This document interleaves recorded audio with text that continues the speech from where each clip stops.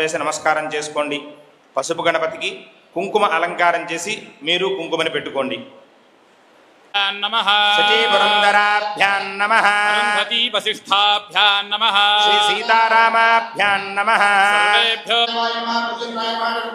పురుషోత్తమాయ నమః తోక్షరాయ నమః నారసింహాయ నమః అచ్యుతాయ నమః జనార్దనాయ నమః ఉపేంద్రాయ నమః హరయ నమః ఉత్తిష్టంతు భూతపిడాజాః యతే భూమిభార్గాః తేషామరోధేన బ్రహ్మకర్మతమారభే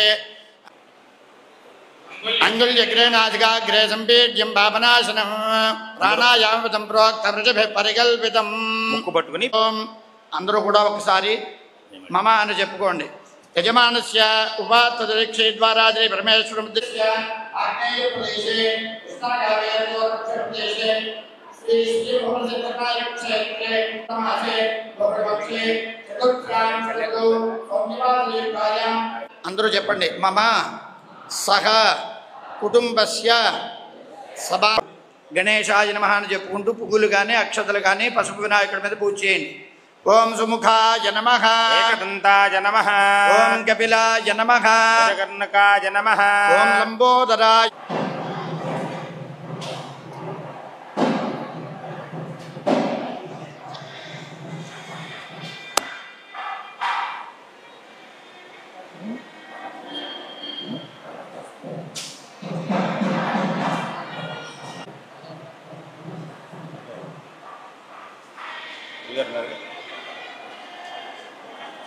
ఇదేంది ఇది కొత్తది?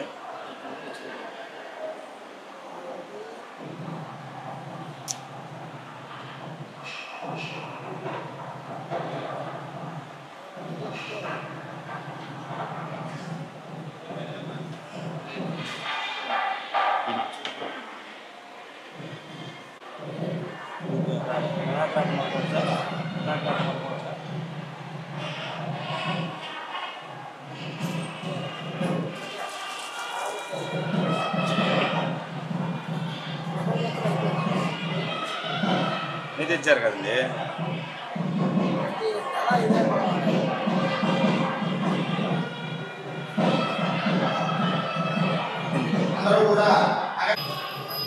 అదే నేను చెప్పాను.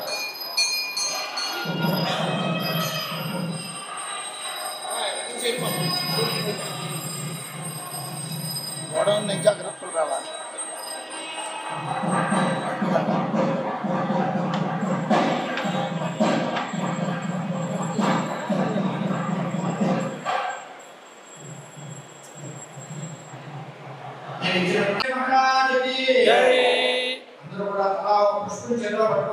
సిద్ధ్యర్థం పునరాగమనాయ చ మహాగణాధిపతయే నమః. యథాస్థానం ప్రవేశయామి శోభనార్థే క్షేమాయ పునరాగమనాయ చ.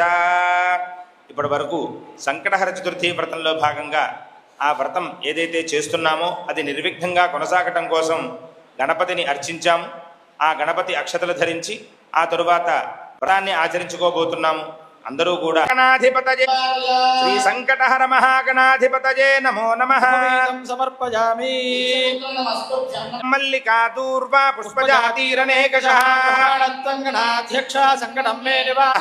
ఓం సర్వతనయాయ నమః, ఓం సర్వరీప్రియాయ నమః, ఓం సర్వాత్మకాయ నమః, ఓం సృష్టికర్త్రే నమః, ఓం దేవాయ నమః, ఓం అనేకార్చితాయ నమః, ఓం శివాయ నమః, నాయ నమః, ఓం దైమాత్రేయాయ నమః, ఓం చండి ప్రథమాత్మనే నమః.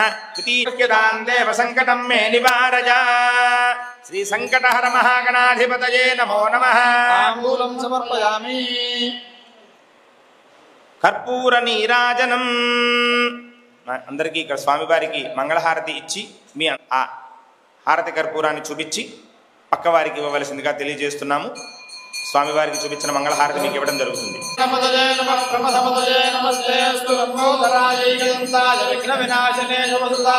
శ్రీవరదమూర్తయే నమో నమః.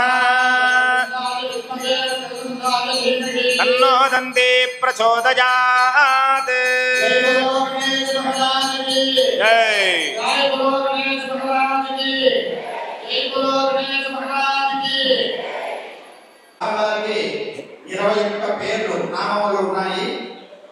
హారతులు ఇవ్వండి.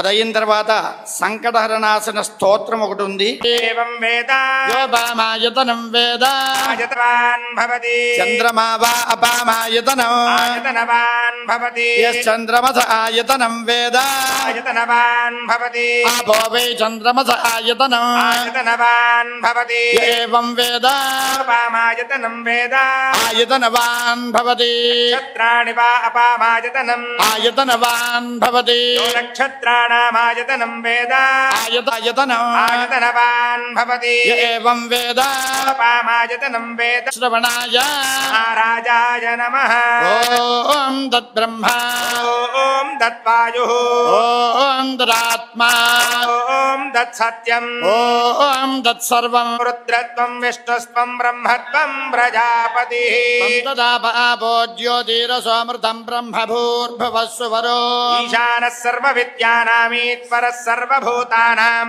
బ్రహ్మాధిపతిర్బ్రహ్మణోధిపతిర్బ్రహ్మా శివో మే అస్తు సదా శివో యో వేదాదౌ స్వరః ప్రోక్తో వేదాంతే చ ప్రతిష్ఠితః అస్య ప్రకృతిలేరస్య యః పరః స మహేశ్వరః. మీరు నించున్న చోటే ఒకసారి కుడి చేతి మీదుగా కుడి చేతి వైపుగా 3 సార్లు ప్రదక్షిణ చేయండి. హర గణపతయే నమః. వేదోక్త సువర్ణ దివ్య మంత్ర పుష్పసహిత మీ చేతిలో ఉన్నటువంటి అక్షతల పువ్వులు మీరు పూజ చేసినటువంటి స్వామివారి మీద వేసి నమస్కారం చేసుకుని అక్కడే కూర్చోండి. ఒకసారి మనం ఏదైనా గుడిలో పూజ చేసుకున్నట్లయితే ఒక వ్రతానికి 100 వ్రతాలు చేసినటువంటి ఫలితం వస్తుంది. అంటే ఒక్కసారి జపిస్తే 100 సార్లు జపించిన ఫలితం వస్తుందన్నమాట. అటువంటి మహత్తరమైనటువంటి క్షేత్రం. అందున గణపతి ఆదో పూజ్యోగణాధిప అంటుంది శాస్త్రం. కాబట్టి అటువంటి గణపతి మన యందు అనుగ్రహ బుద్ధితో ఈ వ్రతాన్ని మనకి అందింపజేశారు. ఆ గణపతి యొక్క అనుగ్రహం అందరికీ కలగాలని చెప్పి ప్రార్థిస్తూ ఈ గణపతి వ్రత కథని చెప్పే ప్రయత్నం చేస్తాను. ఇందులో చెప్పబడినటువంటి విశేషాలన్నీ కూడా మీరు తప్పక ఆచరించి స్వామివారి అనుగ్రహాన్ని పొందుకోరుతున్నాము. పూర్వం నైమిషారణ్యమునందు సూతమహాముని జిజ్ఞాసులైనటువంటి మహర్ష్యాదులందరికీ కూడా శ్రీ సంకటహర చతుర్థి ప్రయుక్త గణపతి వ్రతమును గురించి ఈ విధముగా చెప్పియున్నారు. శూరసేన మహారాజుకు బ్రహ్మదేవుడికి జరిగినటువంటి ఒకానొక సంవాదములో ఈ వ్రత ప్రసక్తి ఈ విధముగా ఉన్నది. శూరసేన మహారాజు బ్రహ్మదేవుడిని అడుగుతున్నాడట, ఓ దేవదేవ, సంకటహర చతుర్థి వ్రతము ఈ భూమిపైన ఎవరి చేత ప్రకాశింపబడినది, ఎవరి చేత ఆచరింపబడినది, వారు ఏ ఏ ఫలములు పొందారు, ఏ ఏ సందర్భాలలో ఆచరించారు, ఇవన్నీ కూడా సవివరముగా చెప్పవలసిందిగా అని ప్రార్థించారట శూరసేన మహారాజు. అప్పుడు బ్రహ్మదేవుడు చెబుతున్నాడు, ఒకానొక సందర్భములో చాలా కాలం సుబ్రహ్మణ్య స్వామి కనపడలేదని బాధపడుతున్నటువంటి పార్వతీదేవి పరమశివుని ద్వారా ఉపదేశం పొంది శ్రీ సంకటహర చతుర్థి వ్రతమును 4 మాసములు ఆచరించి 5వ మాసమునందు సుబ్రహ్మణ్య స్వామిని దర్శించగలిగినదిట. అదే విధముగా లోకక్షేమార్థం ఒకానొకప్పుడు అగస్త్య మహాముని సప్త సముద్రములో నీరు త్రాగివేయవలసిన పరిస్థితి ఏర్పడినప్పుడు ఈ సంకటహర చతుర్థి వ్రతమును 3 మాసములు ఆచరించి సప్త సముద్రములలో నీటిని త్రాగి ఈ లోకాలన్నింటినీ కాపాడాడు. అలాగే తన భర్త అయినటువంటి నలచక్రవర్తి కనపడలేదని అన్వేషించుతున్నటువంటి దమయంతి కూడా 6 మాసములు ఈ వ్రతాన్ని ఆచరించి నలచక్రవర్తిని పొందినది. తరువాత ద్వాపర యుగంలో శ్రీకృష్ణ పరమాత్మ యొక్క పుత్రుడైనటువంటి ప్రద్యుమ్నుడు తన కుమారుని జాడ తెలియక చింతాక్రాంతుడై ఉండగా అతని తల్లి అయినటువంటి రుక్మిణీదేవి అతనికి ఇలా ఉపదేశము చేసింది. నాయన, పూర్వము నీవు 6 రోజుల వయసు గల బాలకుడవై ఉండగా శంబరాసురుడు నిన్ను నా పుత్రులలోంచి అపహరించాడు. అప్పుడు నీ వియోగ దుఃఖము చేత నా హృదయం ఎంతగానో తల్లడిల్లిపోయినది. ఇతరుల పిల్లలు చూసినప్పుడల్లా నా పిల్లవాడు కూడా ఇంతే వయసులో ఉండేవాడు కదా అని అనిపించి గుండెలను పిండేసేంత బాధ కలిగేది. ఇలా చాలా కాలం గడిచిపోయింది. ఒకసారి భగవత్కృపా విశేషము చేత లోమసుడు అనేటువంటి మహాముని రావటం తటస్థించగా నాపై దయ కలిగి నా యొక్క మనోభీష్టం నెరవేరడానికి సంకటహర చతుర్థి వ్రతమును ఉపదేశించారు. అప్పుడు ఆ వ్రతాన్ని నేను శ్రద్ధాశక్తులతో 4 పర్యాయములు ఆచరించాను. అప్పుడు దేవదేవుని అనుగ్రహము వలన నీవు శంబరాసురుణ్ణి వధించి తిరిగి వచ్చావు. కనుక ఓ కుమారా, నీవు కూడా ఆ వ్రతాన్ని ఆచరించు. అలా నీవు తప్పక నీ కుమారుని జాడ తెలుసుకొనగలవు అని రుక్మిణీదేవి తన కుమారుడైనటువంటి ప్రద్యుమ్నుడికి ఉపదేశించినదిట. అప్పుడు ప్రద్యుమ్నుడు గణనాథునికి అత్యంత ప్రీతిపాత్రమైనటువంటి ఈ వ్రతాన్ని ఆచరించాడు. గణేశుని అనుగ్రహం వలన తన కుమారుడైనటువంటి అనిరుద్ధుడు బాణాసురుని యొక్క అంతఃపురములో బందీగా ఉన్నట్లుగా త్రిలోక సంచారైనటువంటి నారదుని ద్వారా తెలుసుకోగలిగాడు. కానీ బాణాసురునికి పరమశివుని అండదండలు ఉన్నాయి కనుక అతనిని జయించడం చాలా కష్టమని గ్రహించి శ్రీకృష్ణుడు ఉపాయములు ఆలోచించుచు ఉద్ధవుని ఉపదేశానుసారం కార్యసిద్ధి కొరకు సంకటహర గణపతి వ్రతాన్ని ఆచరించారట. ఈ సంకటహర వ్రతం ఆచరించిన ఫలితముగా శ్రీకృష్ణ పరమాత్మకు బాణాసురునికి జరిగినటువంటి భీకర సమరములో బాణాసురుని సునాయాసముగా జయించగా బాణాసురుడు తన కుమార్తె అయినటువంటి ఉషాదేవిని ప్రద్యుమ్నుడి కుమారుడైనటువంటి అనిరుద్ధునికి ఇచ్చి వివాహము కూడా చేశారట. అదే విధముగా ఉషా సమేతముగా అనిరుద్ధుడు తిరిగి తీసుకువచ్చారు. తరువాత బ్రహ్మదేవుడు, ఓ శూరసేన మహారాజా, పూర్వం సృష్టి రచన చేయగోరి నేను కూడా ఈ వ్రతాన్ని ఆచరించాను.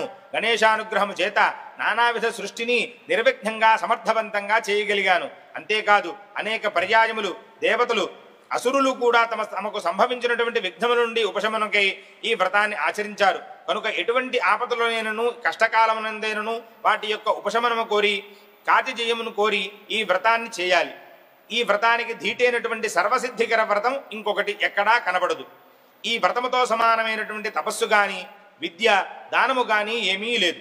ఓ శూరసేన మహారాజా, చంద్రోదయ వ్యాపినిగా ఉన్నటువంటి కృష్ణ చతుర్థి అనగా చంద్రోదయ సమయమునకు కృష్ణపక్ష చతుర్థి తిథి ఉన్న రోజున శ్రీ సంకటహర గణపతి వ్రతమును భక్తి శ్రద్ధలతో ఆచరించి ఈ కథనంతటినీ విని రెండు చేతులను జోడించి హృదయ కమలములో భక్తజనమందారుడైనటువంటి విఘ్నహరుణ్ణి స్మరిస్తూ వ్రతం చేయించినటువంటి బ్రాహ్మణులకు పురోహితులకు దక్షిణ తాంబూలాలను స్వయంపాకాది దానములను యథాశక్తిగా సమర్పించి బ్రాహ్మణ సమారాధన చేసి తచ్చేషాన్ని బంధుజనంతో కలిసి మౌనముగా భుజించాలి.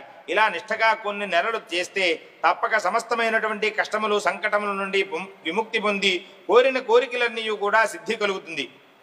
వేరే ఏ వ్రతము నోము కామ్యకర్మ కూడా ఇంత శీఘ్రముగా సిద్ధించదు. పరమ ప్రభావవంతమైనటువంటి పవిత్రమైన ఈ వ్రత విధానం అత్యంత గోప్యంగా ఉంచాలి. శ్రద్ధాలువులు కాని వారికి, నాస్తికులకు, భక్తి లేని వారికి చెప్పరాదు. భక్తి గలవారైనటువంటి వారికి, కుమారులకు, శిష్యులకు, సాధువర్తనములు గలవారికి మాత్రమే చెప్పవలను. ఇందులో ఉపదేశించిన ప్రకారం ఆచరిస్తే తప్పక సకల కార్యసిద్ధి కలుగుతుంది. పురుషులైనా స్త్రీలైనా ఉత్కృష్టమైన మహత్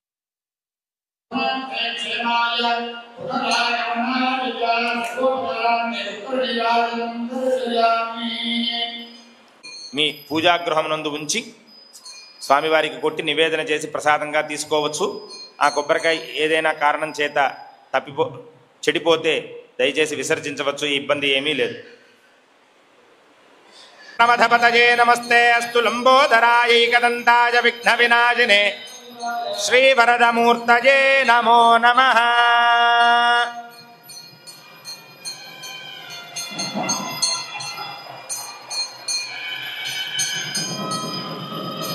వచ్చి ఈ సంకటహర చతుర్థి వ్రతం చేసుకునేటువంటి వారికి విజ్ఞప్తి,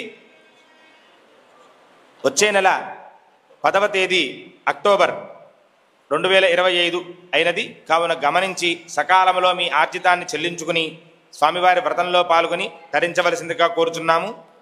అక్టోబర్ 10వ తేదీ అయినది వచ్చే నెల కావున గమనించవలసిందిగా కోరుచున్నాము.